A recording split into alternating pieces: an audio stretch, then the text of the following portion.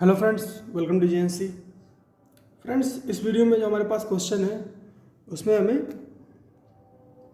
एक 3D network दे रखा है वायर का, जो कि कैरी कर रहा है करंट आई। और इसमें हमारे पास एक सेमी सर्कल है जिसके दोनों ही एंड से इन्फिनाइट लेंथ के वायर कनेक्ट किए गए हैं अलॉन्ग जेड एक्सिस, जैसा कि आप डायग्राम में देख पा रहे होंगे। सेमी सर्कल की रेडियस ए है और सेंटर को ओ बोला गया है। फ्रेंड्स, जो सेमी सर्कल है ये एक्स वाई प्लेन में रखा हुआ है ना। जो सेमी सर्कल है वो एक्स वाई प्लेन में रखा हुआ है और जो इन्फिनाइट लेंथ वायर है वो जेड एक्सिस के अलॉन्ग है। एक दूसरे से 2a डिस्टेंस पर हैं और दोनों एक दूसरे के पैरेलल हैं। इतना तो क्वेश्चन देख के आपको एक्सप्लेन हो गया होगा। तो फ्रेंड्स, सेंटर ओ पर मैग्नेटिक फील्ड निकालनी है। पहले आप अपने से ट्राई कर लो, उसके बाद आ जाओ मेरे सॉल्यूशन पे।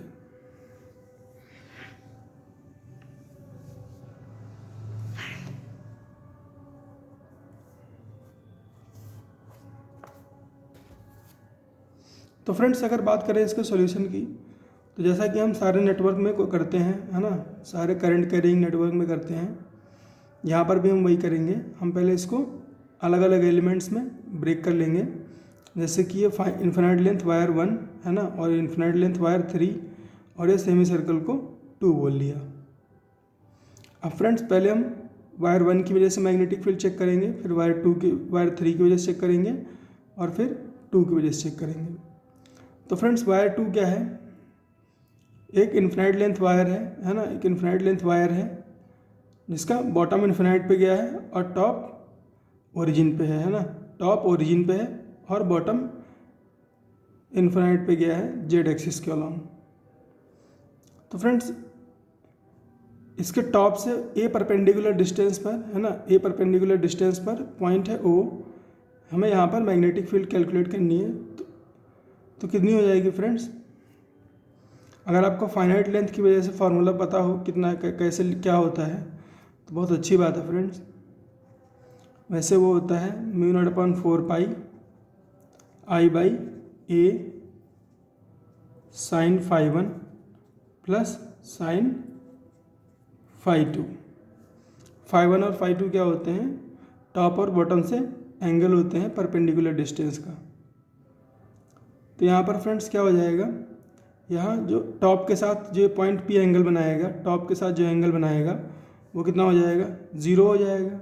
और बॉटम के साथ जो एंगल बनाएगा वो कितना हो जाएगा? 90 हो जाएगा, क्योंकि बॉटम इन्फिनाइट पे है। तो इस कंप्लीट ब्रैकेट की वैल्यू क्या हो जाएगी? 1। तो B1 की वैल्यू क्या हो जाएगी? μ0/4 pi I by A, μ0/4 pi I by ए। और बात करें अगर B1 की वजह से मैग्नेटिक फील्ड की डायरेक्शन की, तो फ्रेंड्स देखो, B1 के ये पॉइंट कहाँ हैं? आपको मैंने बताया था URI, याद रखना बोला था मैंने। तो करंट कैसी है? अपवर्ड। पॉइंट कैसा है? राइट में, अपवर्ड राइट। तो मैग्नेटिक फील्ड कैसी होगी? इनवर्ड। मैग्नेटिक फील्ड कैसी होगी? इनवर्ड। तो इसकी वजह से मैग्नेटिक फील्ड कैसी होगी? इनवर्ड। अब अगर फ्रेंड्स इनवर्ड होगा, है ना, तो इस वायर के लिए इनवर्ड पॉइंट क्या है? इस वायर के लिए इनवर्ड पॉइंट क्या है? एक्स तो है नहीं, जेड है नहीं, है ना। जेड के ये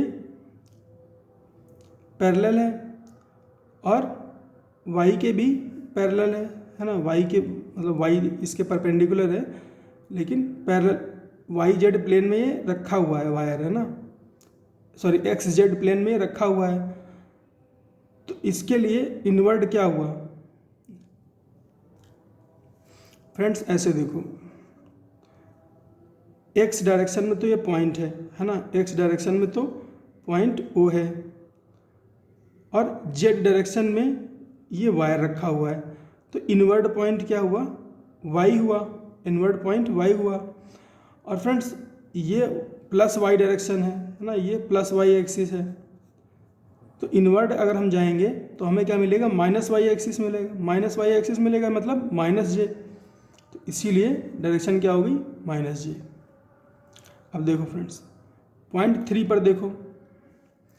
तो फ्रेंड्स पॉइंट 3 की वजह से, पॉइंट 3 या मतलब वायर 3 एलिमेंट 3 की वजह से अगर हम बात करें मैग्नेटिक फील्ड की, तो मैग्नीट्यूड तो वही होगा जो 1 की वजह से है, मैग्नीट्यूड तो वही होगा जो 1 की वजह से है, केवल डायरेक्शन में चेंज आएगा अगर आया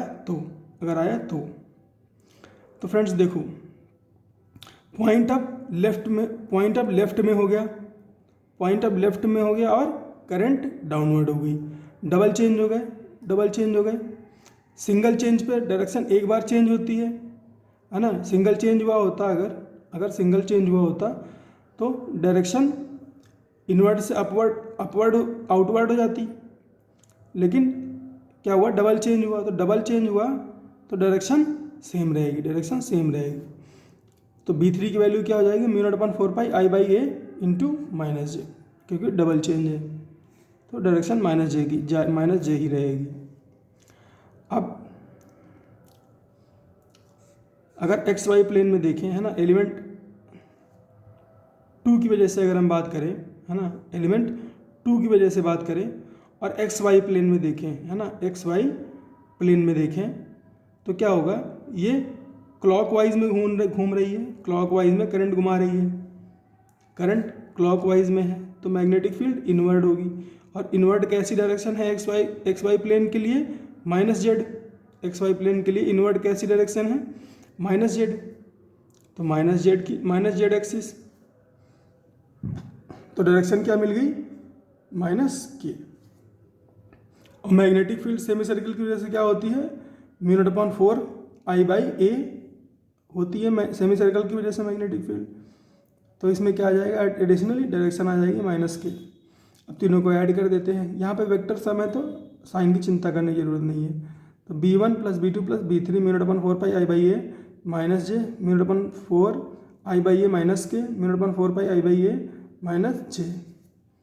तो B0 कितना आ जाएगा, net magnetic field μ0/4 I by a minus 2J minus pi K, इतनी मैग्नेटिक फील्ड आ जाएगी एट सेंटर O।